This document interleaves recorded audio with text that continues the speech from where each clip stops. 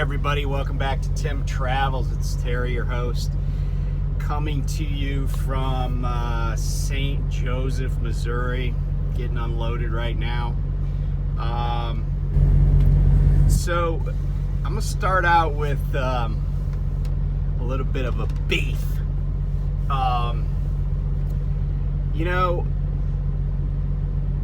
I know not everybody is as observant as the next person, and I know that sometimes people don't realize stuff is going on, but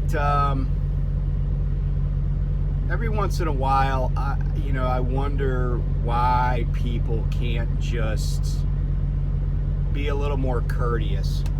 So I'm going to show you. I had to go to this staging lot a little bit ago, and there was a bunch of trucks in there, and there was this bobtail parked along the edge, and I was parallel parking, and I'm going to show you like where I ended up, and then I'm going to show you a picture of his truck.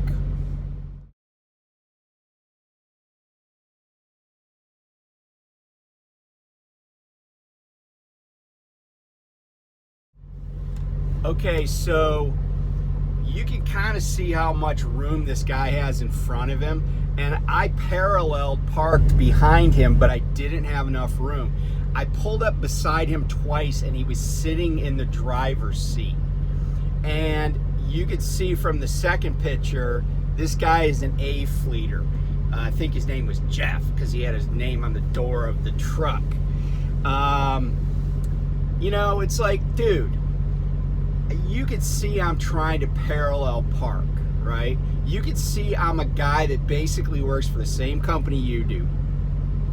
And you think he'd pull up like 5 feet, 10 feet? I mean, he's freaking bobtail, and he's left enough space, for another bobtail to fit in there. Now, maybe there was another bobtail in there and that guy pulled out. But I'm still like, why can't you just pull up? But you know what? I wasn't going to give him the satisfaction of stopping what I was doing, setting my brakes, getting out, and asking him to move, right? And, people are going to say, oh, well, it's not obvious what you were doing. Well, you know what? When you see somebody backing a full semi and they're going to parallel park because it's not like there's not parking spots, just pull up like, 5 feet. Because what I ended up having to do is, because there was a guy, another semi behind me, I had to actually angle my trailer slightly past the right front fender of the truck behind me. Now, there was just kind of like an open grassy field. It wasn't a big deal. There wasn't a curb or anything. It was just kind of dirt and then grass. But it still kind of chapped my butt for no other reason than it's just, it would have just been nice, would have been easy. I would have done it.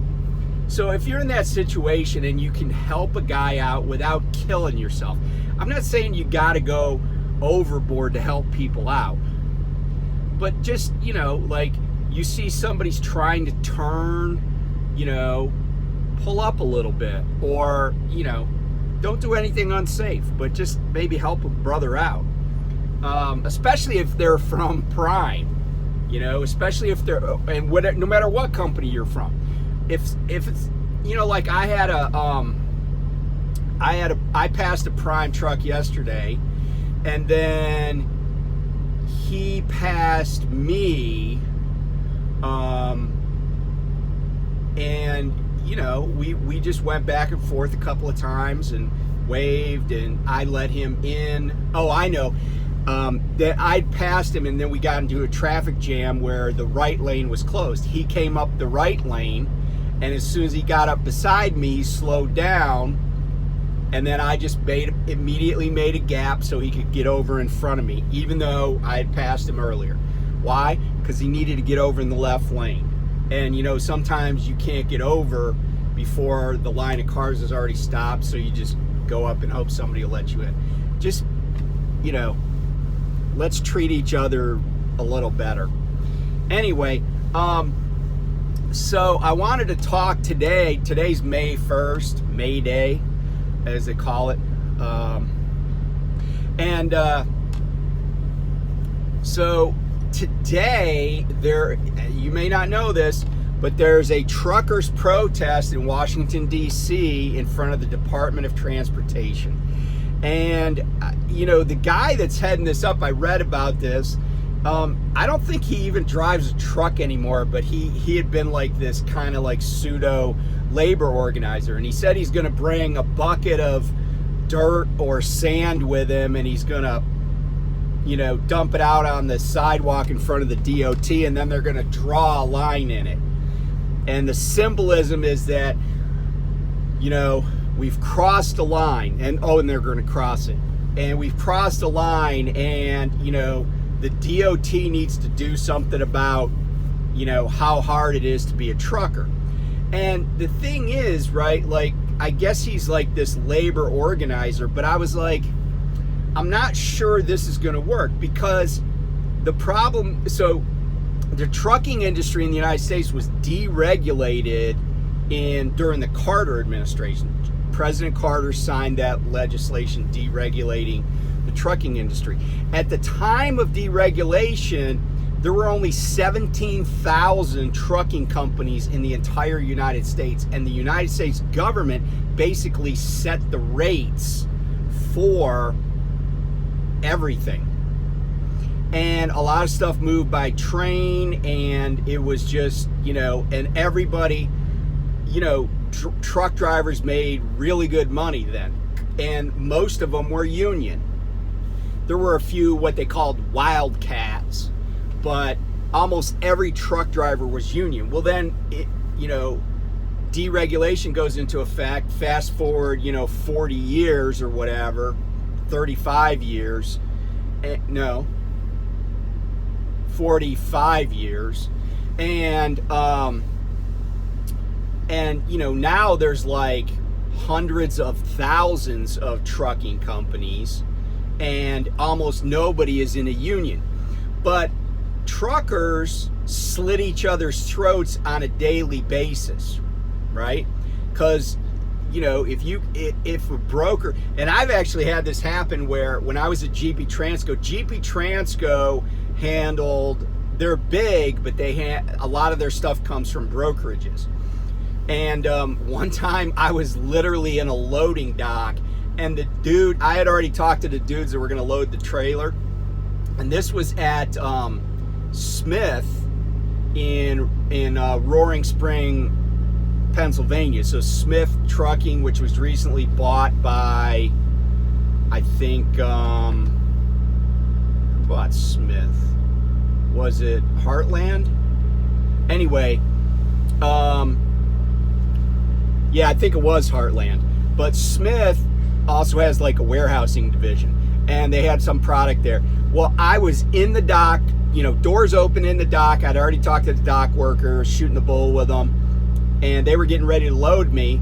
And then I got a call from my DM saying that they canceled, whoever gave them the load canceled it. And he was pissed because he was sure it was a broker who found out that they could get somebody to do it for 2 cents a mile cheaper or something stupid like that, right? So truckers slitting each other's throats all the time. But here's the thing about labor organizing in the trucking industry. First of all, a lot of people in the trucking industry are independent contractors, so they probably don't want to be in a union. And then there's, a lot of people who don't understand the benefits of being in a union. But if it were me and I was like, okay, I want to start adding more truckers to the roles of trucker unions, like the Teamsters, well, I would probably start out in a place where there already are truckers that are unionized, and that's in LTL companies. not all LTL companies, but certainly some of the biggest trucking companies in America are unionized. For instance, UPS is unionized. Now, FedEx is UPS is pretty much the oldest trucking company in America. They've been around for over a century. So they were part of the mix before deregulation. But companies like FedEx are not unionized and have always been very anti-union. Other LTL companies like ABF is unionized. I know Estes is not unionized. And you know what they try to do is keep unions out by paying competitive wages. But the problem is you don't have job protections, you don't have, you know, your benefits aren't as good, you don't have a pension. There's a lot of things that unions give to people that, you know, they don't get nowadays, like a pension, for example. But, you know, telling the government that they got to crack down on brokers or they got to pay us for all our hours. I mean, that's been this refrain for a long time, but nobody really wants to do anything about it. And legislation to fix that, I don't know that, you know, it's like, how do you enforce it? I mean, the Department of Labor is already overburdened in terms of investigations. But I'd be curious to know what, you know, people think about that. I mean, I've never been a member of a union, but my dad was a big-time union guy. I mean, he was in several different unions. He worked on the railroad. He also worked for Greyhound. So he was in the Amalgamated Transit Union, Amalgamated Transit Workers Union when he was there. Of course, he was union when he was on the railroad. And, you know, so it's, excuse me, it's one of those things where I think it could be beneficial to a lot of people, because, you know, there's a lot of these, you know, I saw a dude sitting in his driver's seat with his bare feet out the door, washing them with a bottle of water yesterday at a truck stop. I'm guessing that guy is not making the kind of money I'm making, okay? Because I can hire somebody to wash my feet with a water bottle. I don't have to do it myself. But, you know, that's one of the things. I mean, you know, maybe just cracking down on who gets to be a trucking company, which of course is anti-competitive and it's not the free market. But maybe there is something to be said for it, because I think also the smaller companies oftentimes, not all the time, but a lot of these smaller companies, kind of fly-by-night companies, have worse safety records than some of the larger carriers, and I'm sure some of the unionized carriers. For instance, you know, Amazon's not using anybody that's a unionized carrier. And there was this comparison of Amazon contractor safety rates and UPS safety rates, and it was like 70 times as bad for the Amazon people pulling those powder blue trailers. But anyway, I just share that with you. I don't know if you're going to the protest. It's not, there's no trucks involved, by the way. They're going to be like on the sidewalk outside the DOT. And in other news, this channel is grateful that we've hit 2,000 subscribers. And to celebrate that, even though I was already doing this, I have gotten Tim Travels t-shirts. The ones I had, the ones you see me wearing are like sort of like homemade, but I went to a t-shirt maker and we got an order, and I think we ordered, I don't know how many we ordered, but here's what we did order. We ordered them in navy blue and black, and we ordered XL, 2X, and 3X sizes. Now, I realize that we have people that would probably like colors other than navy blue or black. And I realize there are also people that would probably like sizes smaller, or maybe even smaller than XL and maybe even larger than 3X.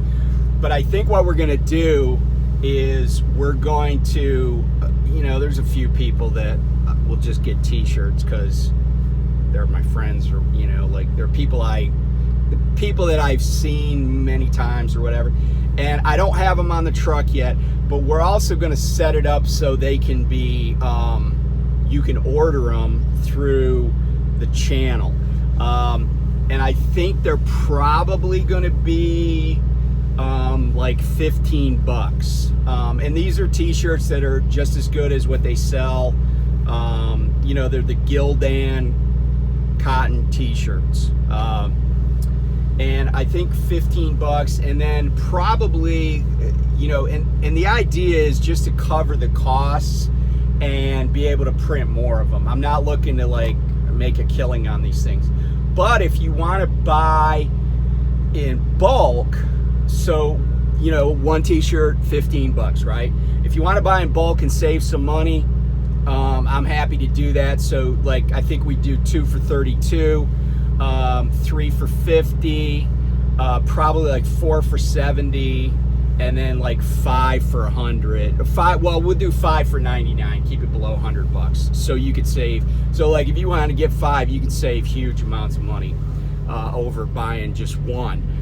And at that price, 5 for $99, we're losing money on every shirt. We're just making it up with the volume.